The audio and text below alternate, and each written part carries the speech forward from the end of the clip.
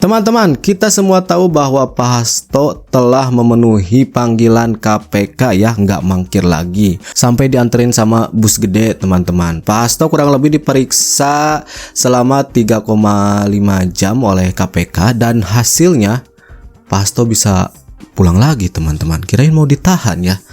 Setelah jadi tersangka itu, jadi kata juru bicara KPK, Pak Hasto belum ditahan karena penyidik masih memerlukan waktu untuk memeriksa saksi teman-teman. Dan kemudian ini dari pihak PDIP-nya ya, dari Roni Talapesi, dia menyampaikan bahwa ada 1.000 pengacara yang akan mendampingi Pak Hasto. Buset, 1.000 pengacara, bakal penuh itu ruangan. Dan hal tersebut tentu menjadi perbincangan netizen. Ada yang berbicara bukannya video yang dijanjikan yang dibawa, ini malah membawa 1.000 pengacara gitu teman-teman. Nah, untuk lebih jelasnya kita langsung saja lihat videonya seperti apa. Perlu diketahui oleh rekan-rekan, oleh publik bahwa ada 1.000 pengacara yang mendampingi Mas Hasto dari berbagai organisasi advokat dan juga dari Badan Bantuan Hukum Advokasi dan Rakyat PDI Perjuangan se-Indonesia. Jadi nanti kita akan update terus kawan-kawan. Terima kasih untuk kerjasamanya. Bang Roni tadi sempat sudah ada bahwa juga Mas Hasto dengan tim kuasa hukum untuk memperkuat pemeriksaan nanti atau perlu diketahui teman-teman bahwa yang pertama Mas Hasto Kristianto ini bukan penyelenggara negara. Yang kedua, dalam kasus Harun Masiku ini apa yang dituduhkan kepada Mas Hasto Kristianto ini sudah diuji di persidangan melalui perkara Wahyu dan Tio. Ini beneran atau bohong ya teman-teman? 1.000 pengacara. Masa memberi bantuan secara cuma-cuma gratis gitu kan?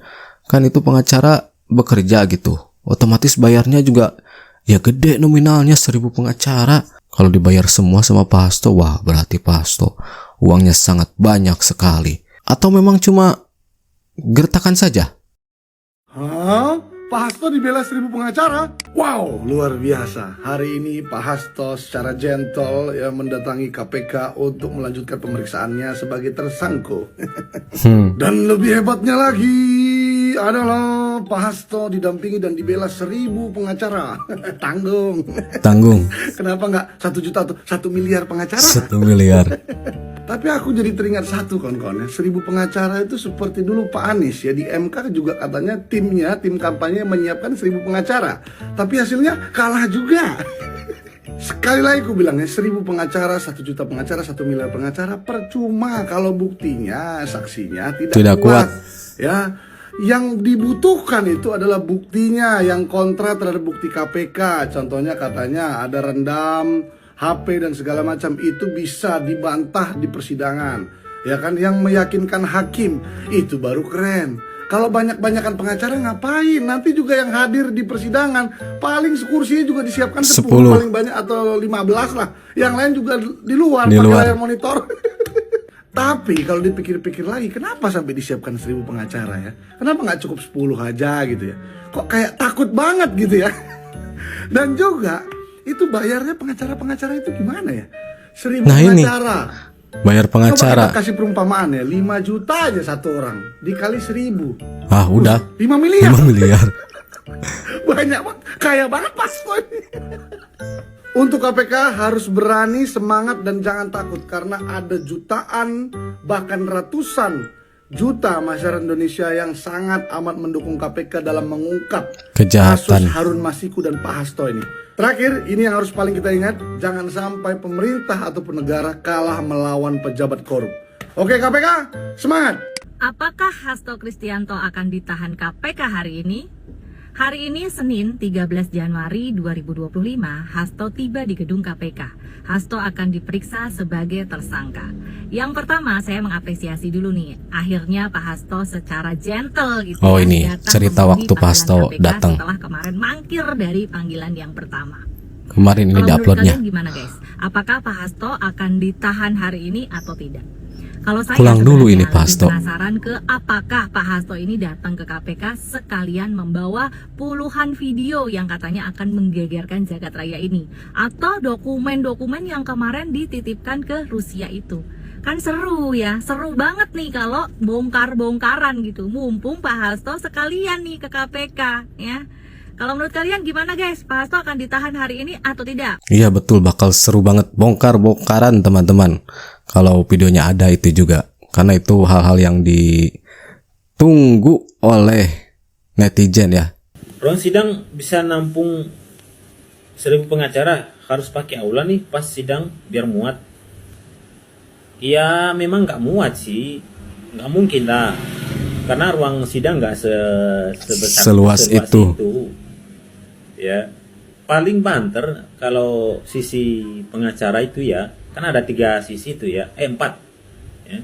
Sisi pengacara, sisi penuntut, dan sisi majelis hakim, terus kemudian penonton gitu kan 4 sisi itu, nggak muat.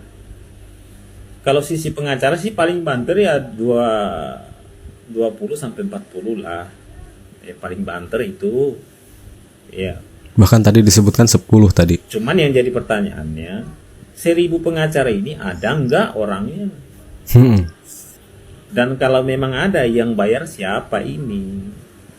Kan gitu aja logikanya. Ya, siapa yang bayar ini orang-orang ini? Ya sehebat-hebatnya pengacara pasti butuh makan juga lah. Ya mohon maaf ini. Ya, kita semua butuh makan kok. Ya, siapapun itu. Pada intinya, ya mau 1 pengacara, 10 pengacara, 100 pengacara, 1000 pengacara, bahkan 1 juta pengacara, tapi kalau sudah barang bukti yang berbicara, ya mau ngomong apa? Itu aja kok. Kan nggak mungkin KPK ujuk-ujuk langsung nangkap orang dijadikan tersangka Tanpa ada ya, bukti ya. mungkin tanpa mereka menyelidiki terlebih dahulu dan mempunyai barang bukti. Nggak mungkin. Sama aja mereka bunuh diri, mereka bisa dituntut balik. Hasto Kristianto hari ini hadir ke KPK dengan didampingi oleh 1000 pengacara yang terdiri dari berbagai advokat. Dan dalam kedatangan dia tersebut ke kantor KPK diiringi oleh demonstrasi simpatisannya. Ya, ini tanggapan saya Rusen 98 mengenai itu. Jadi sekali lagi hari ini kita dipertontonkan ya, masyarakat dipertontonkan bahwa makin hari ke sini hukum semakin menurun. Betul nggak? Ya. Selama ini ingat nggak beberapa tahun yang lalu ketika Partai Demokrat ya para petingginya ya tersangka kasus korupsi, tidak ada semacam seperti hari-hari ini gitu. Kalau sekarang lihat ya, tersangka didampingi 1000 pengacara, kemudian diiringi aksi demonstrasi simpatisan ya. Ya ini ditonton loh oleh seluruh masyarakat Indonesia gitu. Ya nggak apa-apa. Hal ini kan bisa menjadi contoh bagi yang lain, bagi nanti tersangka-tersangka dari partai yang lain bisa melakukan hal ini. Dan ya entah ini memang prosedur hukum atau apapun, buktinya hari ini KPK tidak menahan Pak Hasto. Pak Hasto bisa lenggang kangkung pulang dan di hadapan wartawan sumringah ya, kasus suap, kasus obstruction of justice, menghalang-halangi penyidikan, bisa dengan happy. Ya udah Pak Hasto joget lagi aja bersama KPK. Komunitas penyanyi koplo. Komunitas penyanyi koplo itu setelah Pak Hasto diperiksa ya teman-teman, memang pas di sesi wawancara lebih banyak diamnya Pak Hasto, yang ngomongnya itu pendampingnya. Jadi Pak Hasto nggak banyak bicara seperti sebelum diperiksa teman-teman. Hasto diperiksa, tiba-tiba irit bicara. Nah, ini. Suaranya kemana ya? Hasto diperiksa KPK dan tiba-tiba jadi irit berbicara. Ini kayaknya sudah ada di yang mewanti-wanti ya. Toh, kalau diperiksa KPK sudah lagi. Nanti setelah diperiksa KPK, irit-iritlah bicara, ya kan? Kan biasanya orang ini nggak ditanya pun ngomong, ya kan? Biasanya kan banyak ngomong. Kok tiba-tiba dia irit berbicara nih? Ada apa ini, guys? Kayaknya udah mulai nih. Kalau orang irit berbicara, berarti ada ketakutan melanda kawan. Bener gak guys ya? Bener ya? Kita kawal terus guys kasus ini guys. Hasto harus segera guys diselesaikan kasusnya ya. Kita kawal terus kawan. Iya, memang harus segera diselesaikan ya kasusnya, biar nggak bikin publik lebih penasaran lagi. Katanya mau mengerahkan video, lah kok malah mengerahkan massa. Saya masih ingat ancamannya Pak Hasto saat beliaunya ini ditetapkan sebagai tersangka oleh KPK. Oh, mengenai video. Katanya beliau menyimpan bukti-bukti video yang berisi skandal korupsi pejabat dan mantan pejabat negara. Bukti-bukti itu konon dititipkan sama Bu Kony dan disimpan di Rusia. Di Rusia, dinotariskan Bu Kony katanya. bilang kalau dibuka bakal bikin ancur-ancuran. Tapi kemarin ketika Pak Hasto dipanggil oleh KPK dan akhirnya datang, tim pengacaranya mengatakan bahwa beliaunya ini didampingi oleh 1.000 pengacara. Tidak hanya itu, untuk datang ke pemeriksaan yang biasa saja itu, Pak Hasto mengerahkan massa yang lumayan banyak, yang menunggu dengan setia sampai Pak Hasto selesai diperiksa. Dalam pandangan saya, hal seperti ini kok terlihat tidak proporsional ya, dan malah menggambarkan kelas intelektualitasnya. Yang dibutuhkan dalam pembelaan hukum itu kan bukti-bukti yang menguatkan seseorang tidak bersalah terhadap satu tuduhan. Jadi yang harus dibawa itu bukti yang banyak, bukan pengacara yang banyak atau supporter yang banyak. Lah buat apa banyak pengacara kalau bukti yang meringankan itu minim atau malah nggak ada? Buat apa supporter banyak-banyak kalau fakta yang menguatkan si tersangka sedikit atau malah nggak ada? Pola pikir dan perilaku seperti ini cenderung menggambarkan konsep primitif, kuat-kuatan dan banyak-banyakan orang. Apa sih yang mau didapat dengan membawa pengacara banyak dan supporter yang banyak? Tidak lebih dan tidak kurang adalah kesan dan opini publik yang ingin menggambarkan bahwa si tersangka itu dibela loh sama banyak pengacara dan didukung oleh banyak orang. Dengan begitu, seolah-olah tersangka itu adalah figur yang berpengaruh dan inosen. Ya, intinya memang benar ya teman-teman.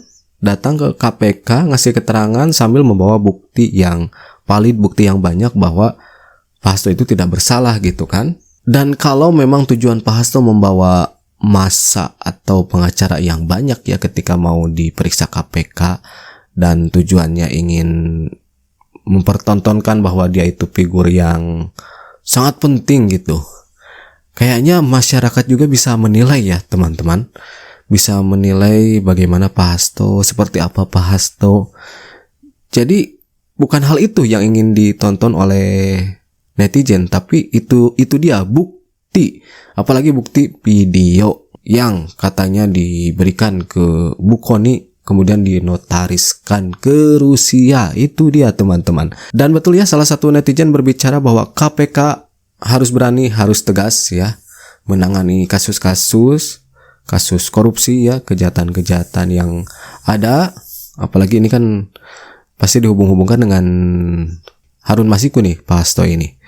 Makanya semoga kita akan segera tahu bagaimana hasilnya, hasil yang benar-benar real gitu teman-teman. Dan untuk 1.000 pengacara, kayaknya gak sampai 1.000 pengacara ya teman-teman.